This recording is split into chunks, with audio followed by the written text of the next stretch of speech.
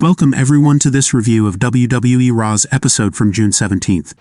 A lot happened, and the show began with a surprise. Seth Rollins, who hadn't appeared since WrestleMania, made his return. Rollins quickly made it known what he was after: the World Heavyweight Championship. Although he initially considered participating in the Money in the Bank ladder match to reclaim what he lost on the grandest stage of them all, Damian Priest came out and directly challenged him to a title match at the next PLE, and of course Rollins accepted. Jey, Drew, and now Seth, Damian Priest is facing some top-tier opponents during his reign, and it was a great surprise to see Seth Rollins back. We didn't expect his return so soon. Earlier in the day, Chad Gable went to Adam Pearce to demand another shot at Sami Zayn's Intercontinental Championship, but Pearce sent him to the back of the line to wait his turn. To calm his nerves, Gable requested a match against anyone tonight, anyone. And once in the ring, it was Braun Strowman who faced him. Strowman easily won by pinfall with a powerslam.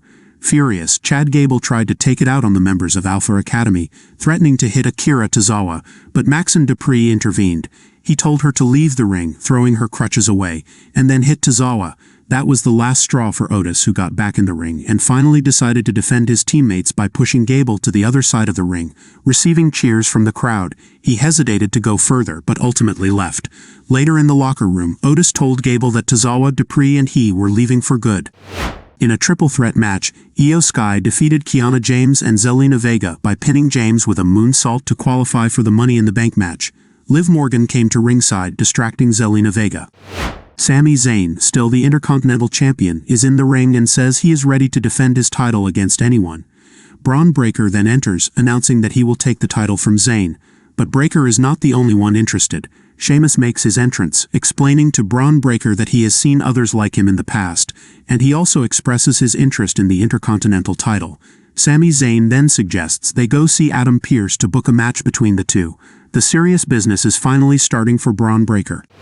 Carlito defeated Dragon Lee by pinfall. Liv Morgan, wearing Dominic Mysterio's jacket, arrived at ringside, causing a lot of distractions with a brawl involving Zelina Vega and between Dominic and Rey Mysterio. JD McDonough took advantage and knocked Lee off the ropes. Carlito then hit his backstabber to win the match. Drew McIntyre came to the ring and took the microphone. He stood silent while the crowd chanted CM Punk, then said, "I can't do this anymore. Screw this company, I quit." McIntyre then left the ring and Adam Pearce followed him, trying to change his mind. Backstage, Triple H spoke with him, but McIntyre didn't care and continued to leave, still followed by Adam Pearce. This whole storyline around McIntyre is really well written. Kayden Carter and Katana Chance defeated Dakota Kai and Kairi Sane by pinfall with their afterparty. Dakota and Kairi were dominating the match, but Lyra Valkyria arrived and Dakota got distracted. After the match, Io Sky expressed her dissatisfaction, saying damage control needs to change or she will have to change things herself. Sheamus faced Bron Breakker in an absolutely excellent match. It was exactly the type of bout we expected. Intense, violent, and physical, however. The match didn't have a real conclusion as Sheamus was attacked by Ludwig Kaiser, leading to a disqualification. Sheamus didn't back down, but Bron Breakker stopped him cold with a spear. Officials chose to follow Breakker up the ramp to prevent a confrontation with Sami Zayn afterward. Meanwhile, Kaiser planned to injure Sheamus's leg using the ring steps. He started running towards Sheamus, but Breakker saw it, turned back, and delivered a massive spear to Kaiser. Breakker then shoved Zayn, but officials intervened. Are you more in favor of a Zayn vs. Breakker match and a new Sheamus vs. Kaiser bout, or a fatal four-way between these four men? The main event of this episode is a triple threat match for a spot in the Money in the Bank ladder match between Rey Mysterio, Finn Bálor, and Jey Uso. Jey Uso defeated Finn Bálor and Rey Mysterio by pinfall with a splash on Bálor right after Bálor hit the coup de grace on Mysterio. Jey Uso is now qualified for the Money in the Bank. Once again, an excellent performance from Rey Mysterio. Jey Uso celebrates his victory as the lights slowly dim. The long-awaited moment has arrived.